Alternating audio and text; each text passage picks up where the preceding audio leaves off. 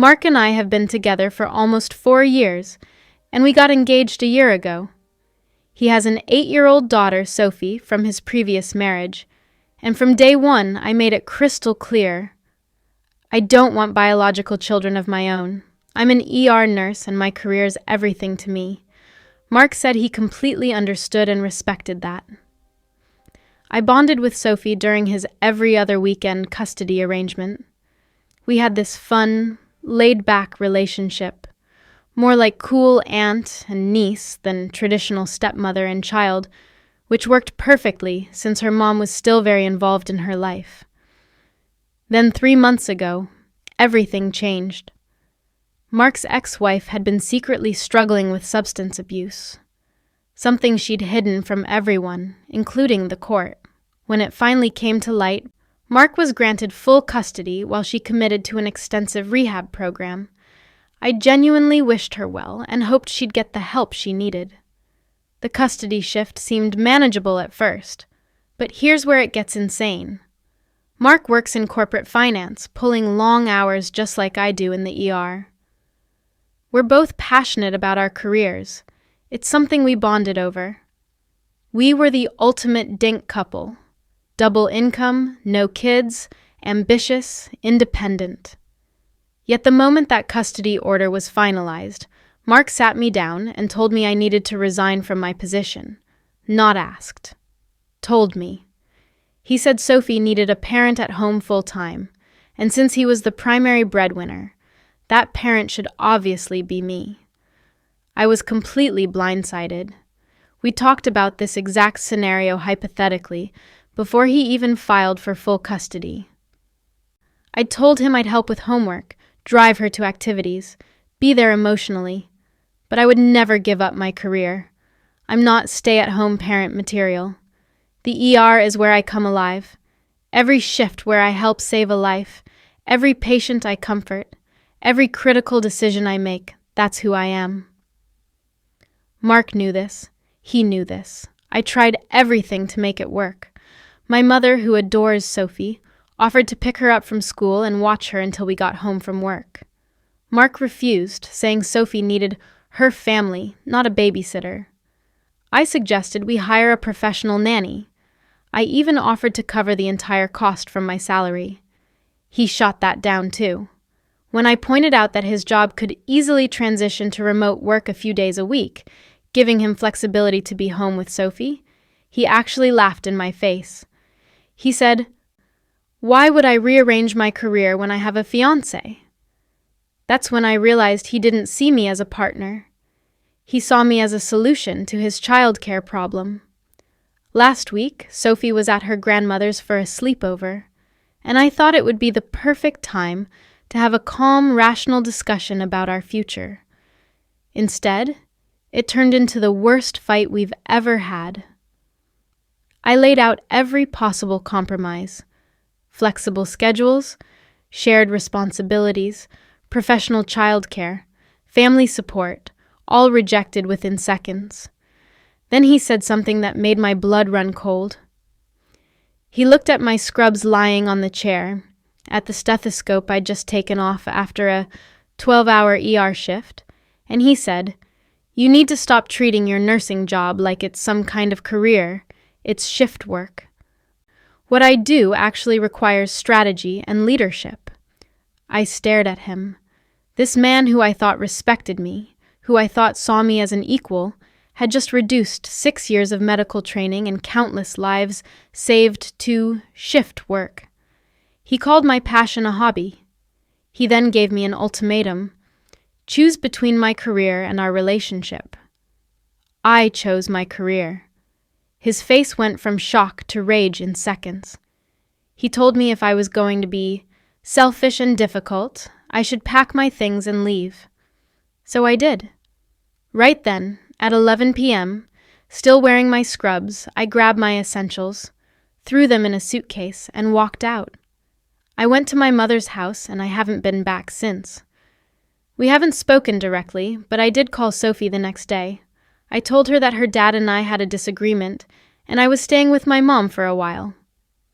I promised her that no matter what happened between Mark and me, Nothing would change between us. She could call or text me anytime, and I'd still be there for her. She asked if we broke up, and I was honest with her. I said yes, but that it had nothing to do with her, and that I still cared about her deeply. She thanked me, and we talked about still doing our library trips and getting coffee together once things calmed down. I can't believe my engagement ended like this, so abruptly, so brutally. Part of me wonders if I was too harsh, if I should have tried harder to compromise.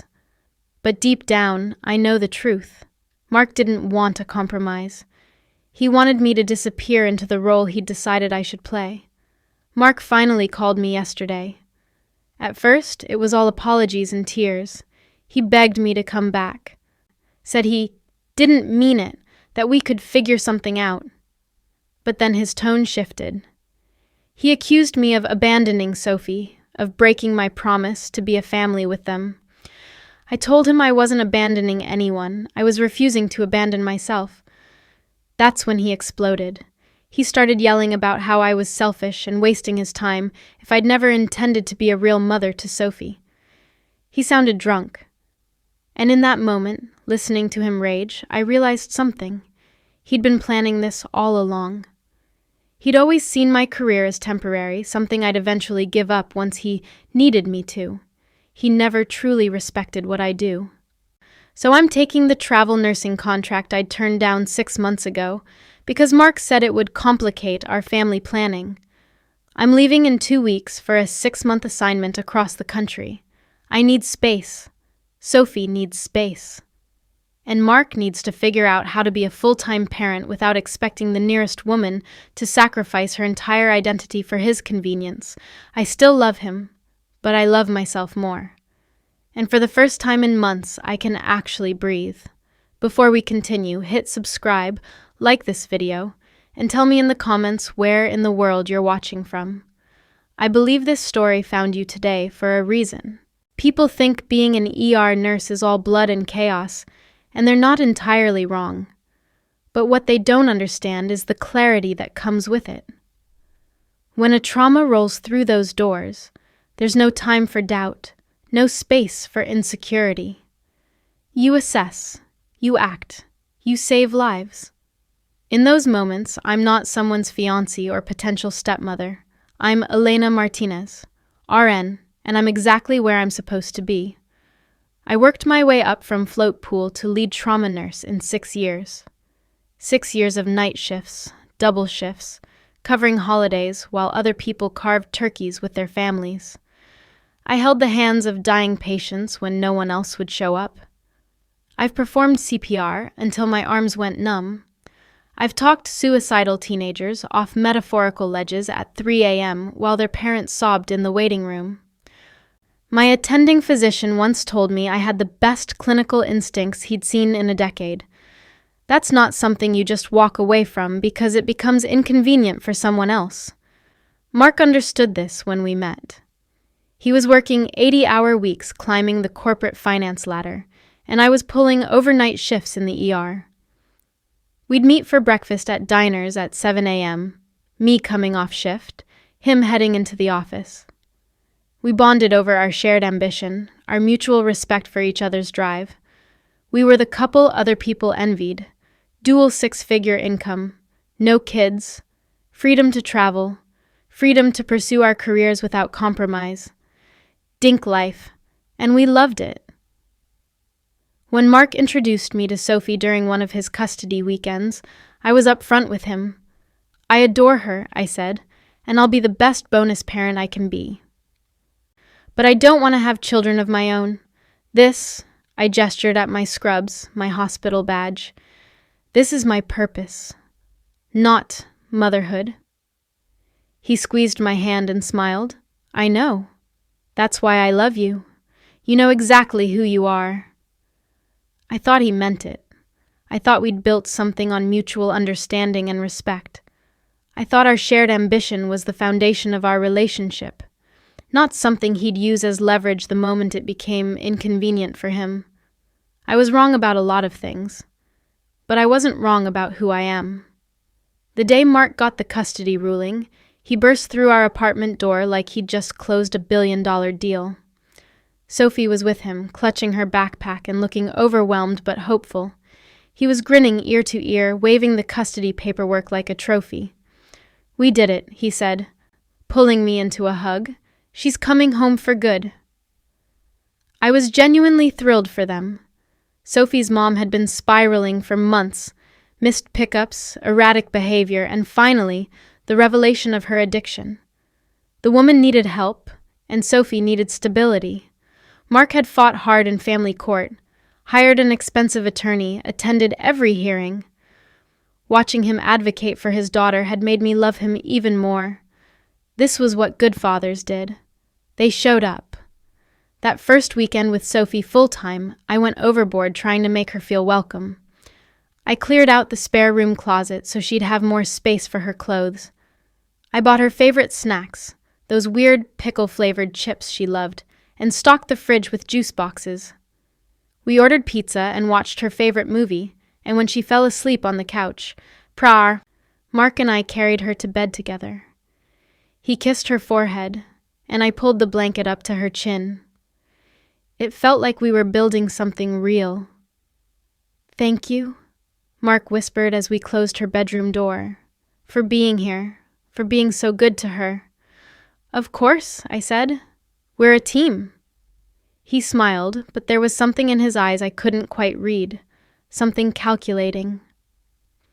I told myself I was imagining it, that he was just exhausted from the custody battle, stressed about the new responsibilities. He'd been through hell. Of course he was off. But looking back now, I realized that smile wasn't gratitude. It was satisfaction. He wasn't thanking me for supporting him. He was thanking me for walking willingly into the role he'd already decided I'd play. The custody order wasn't just about getting his daughter back. It was about getting me exactly where he wanted me, trapped, obligated, with no escape route that wouldn't make me look like the villain. I just didn't see the cage door closing yet. It started so casually I almost missed it. That's how good manipulators work.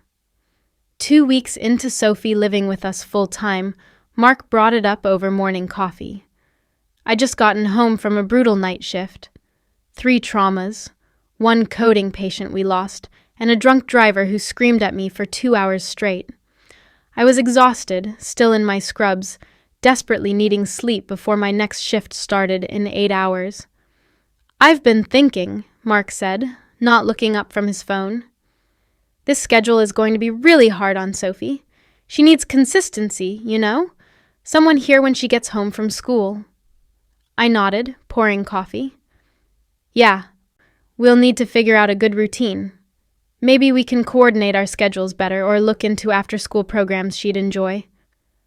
Or," he paused, finally meeting my eyes, "you could take a few months off, just temporarily, while we transition." I actually laughed. "Mark, I can't just take months off.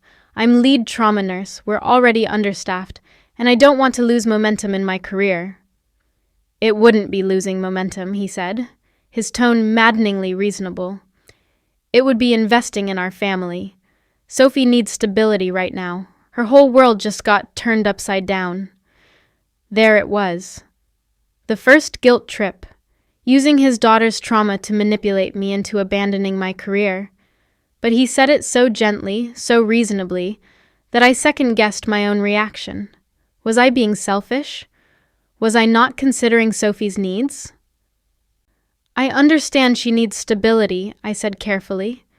"But that doesn't mean I have to quit my job. We can hire help, adjust schedules, work together on this." "I'm just suggesting you think about it," he said, shrugging like it was no big deal. "Just a few months. Give her time to adjust. Give us time to figure out what full-time parenting looks like." I told him I'd think about it, but I already knew my answer.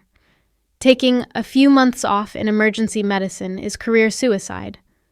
You lose your skills, your confidence, your position. Everyone knows that. Mark knew that too.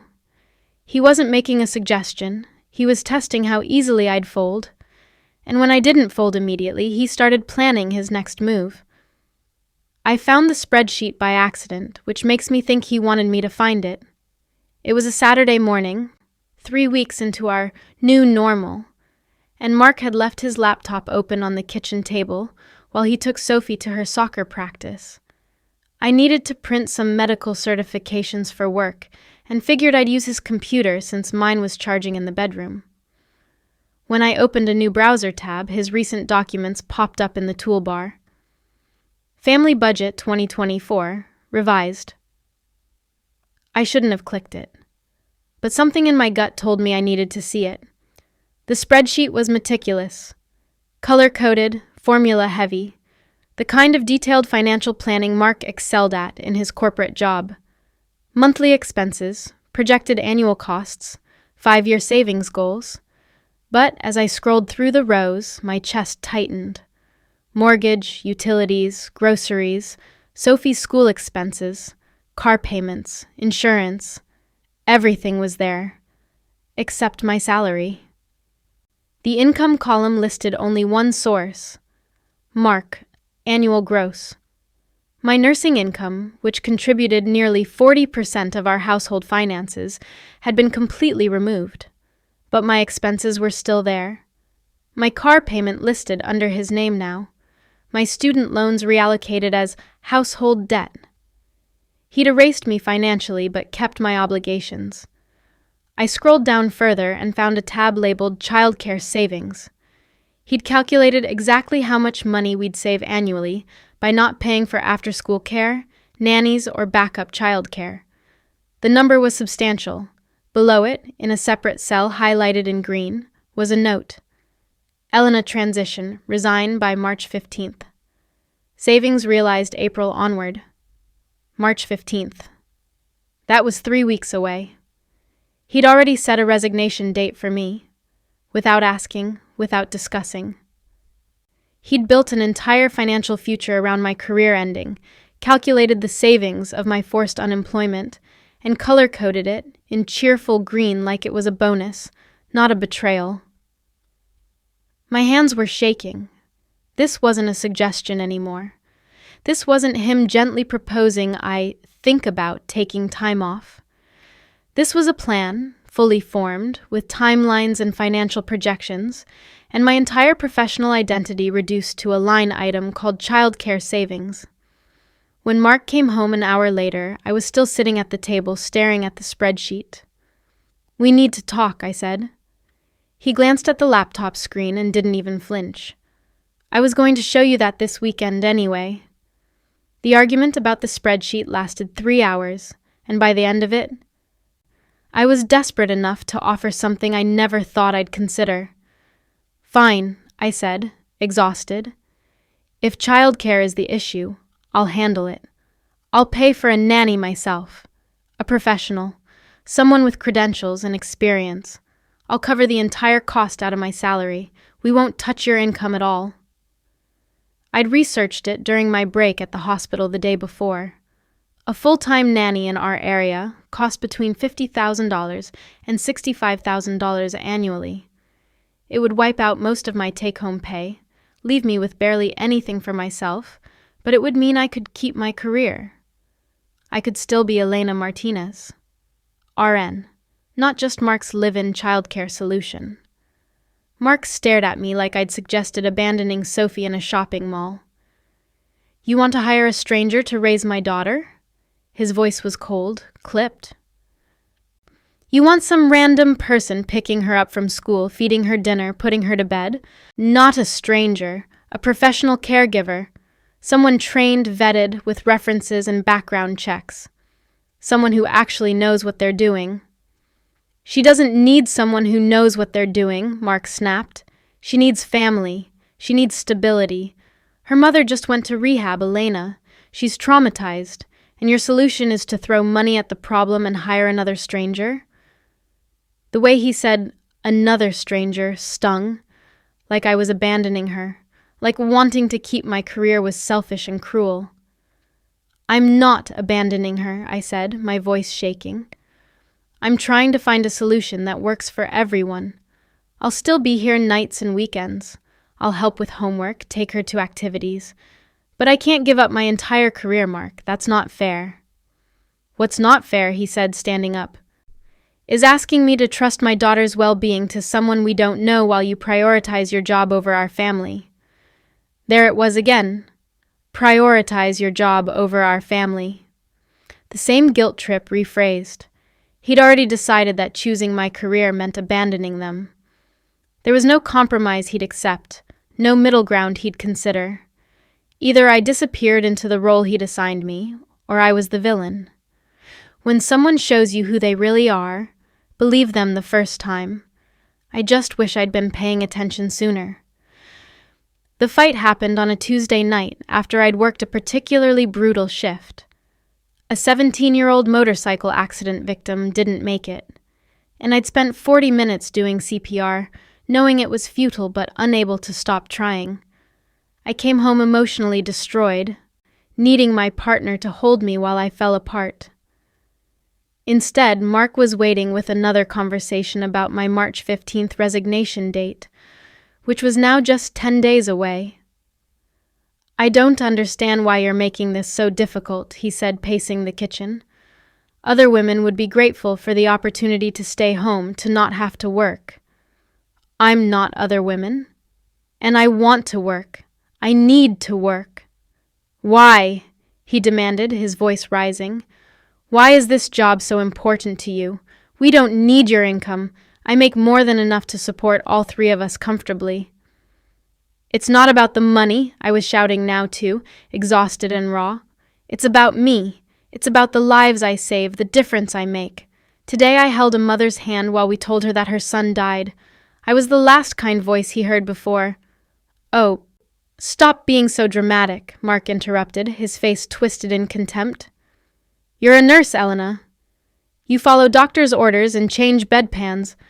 Let's not pretend you're performing brain surgery. The room went silent except for the hum of the refrigerator. He looked at my scrubs draped over the chair, at the stethoscope I'd just removed, and his lip actually curled.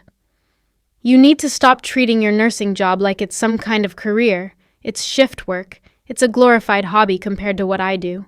I create actual value. I make strategic decisions that affect millions of dollars. What you do is, it's nice, sure, but it's not essential. Not like you think it is. Something inside me crystallized in that moment. This man, who I'd loved for 4 years, who'd held me while I cried about losing patience, who'd celebrated my promotions, he'd never respected me. Not really. He'd tolerated my hobby until it became inconvenient for him. The mask didn't slip. It shattered completely. I didn't realize Sophie had heard everything until I saw her shadow in the hallway. After Mark's hobby comment, I'd walked away to the bedroom, needing space before I said something I couldn't take back. He followed me, still ranting about how unreasonable I was being, how I was making everything harder than it needed to be. His voice carried through the apartment, sharp and accusatory, and I was shouting back now too, all pretense of civility abandoned. You never respected me, I yelled. You've been planning this from the moment you got that custody order. You never saw me as a partner. You saw me as a solution. I saw you as my wife, he roared back. Someone who would actually prioritize our family instead of playing hero at the hospital. That's when I caught the movement in my peripheral vision. Sophie, standing frozen in the hallway in her unicorn pajamas, her face pale and stricken. She wasn't crying. She wasn't moving. She was just watching, absorbing, learning what relationships looked like. Everything stopped. I thought about what she was seeing. A woman being told her dreams didn't matter. A man who believed his career was sacred while hers was disposable. A future where she might grow up thinking this was normal. That love meant erasing yourself to fit someone else's needs. If I stayed, if I gave in and quit my job and spent the next decade resenting Mark while pretending everything was fine, what would I be teaching her? That women should shrink themselves to keep the peace. That ambition was something to apologize for? That a man's career was automatically more valuable than hers would ever be? Sophie deserved better than that. She deserved to see a woman who knew her worth and refused to negotiate it away, even if that woman couldn't be her stepmother anymore. "Sophie, honey," I said softly, my voice breaking, "you should go back to bed." She looked between me and her father, and something ancient and sad flickered across her 8-year-old face. She'd seen this before with her parents. She knew what came next. "Are you leaving?" she whispered. I looked at Mark, at the man I'd loved, at the cage he'd built. "Yeah, sweetheart," I said. "I think I am." The moment I said I was leaving, everything moved very fast and very slow at the same time. Mark told me to get out. Not suggested, not requested, ordered. "If you're going to choose your job over us, then pack your shit and leave. Tonight." Sophie fled to her room. I heard her door close, then the muffled sound of crying. Mark stood in the hallway with his arms crossed, watching me like a security guard, making sure I didn't steal anything on my way out. I went to the bedroom and pulled my old nursing school duffel bag from the closet. My hands were shaking so badly I could barely grip the zipper. I grabbed whatever I could reach: scrubs, underwear, toothbrush, phone charger, my laptop. None of it felt real. 4 years of my life, reduced to a single bag packed in 15 minutes. The last thing I picked up was my stethoscope from the bedside table. The Lippmann cardiology Bepisactemoförsorgung. I'd saved 3 months of paychecks to buy during my second year of nursing school. I'd carried it through every shift, every crisis, every life I'd helped save. The weight of it in my hands felt like the only real thing in the room. Mark appeared in the doorway. "You're really doing this." "You told me to leave," I said, my voice hollow, "so I'm leaving." "I thought you'd fight for us." I looked at him, really looked at him, and saw a stranger. "You wanted me to fight for the right to erase myself. That's not fighting for us. That's surrendering." I walked past him, bag over my shoulder, stethoscope clutched in my hand like a talisman. I paused at Sophie's door and pressed my palm against it. "I'm sorry," I whispered, knowing she couldn't hear me but needing to say it anyway. When I got to my mom's house an hour later, still in my scrubs, still shaking, I opened my laptop and found the email I'd archived 6 months ago. "Travel nursing opportunity, Karichin Tabakan. Chatitsavu cardiac ICU. Phoenix, Arizona. That was 6-month contract." I hit reply. "I'm interested," I typed. "When can I start?" The response came back in 20 minutes. "How soon can you be here?" "As soon as possible," I wrote back. I got nothing left to stay for. 2 months into my Phoenix contract, I realized I'd been holding my breath for almost a year. The cardiac ICU here is chaos in the best way. Critical patients, rapid-fire decisions, a team that trusts my judgment without question. My attending physician asked me to train the new hires on advanced monitoring techniques. They actually listen when I talk. They see me as Elena Martinez, expert trauma nurse, not someone's convenient solution to a childcare problem.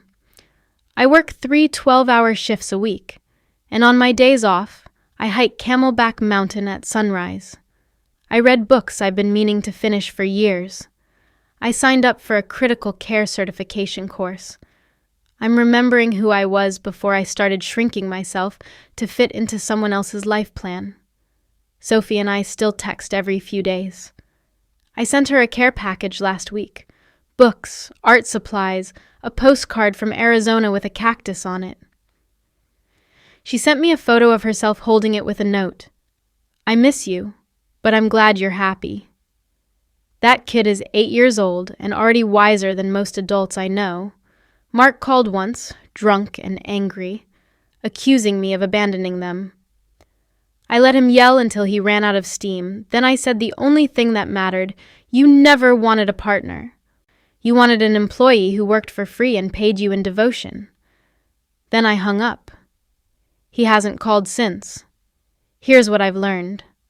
When someone truly loves you, your dreams don't threaten them.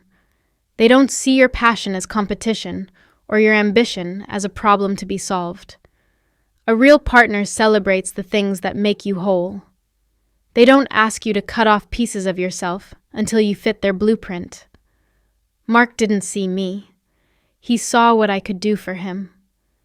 And the moment doing things for him required me to stop being myself, he had no use for me at all. I spent 4 years loving a man who only loved the version of me that served his needs. The saddest part isn't that I left. It's how long I stayed, trying to convince him that I was worth keeping whole. But I know now, and I'll never forget again. Some people will love you for who you are. Others will love you for what you can do for them.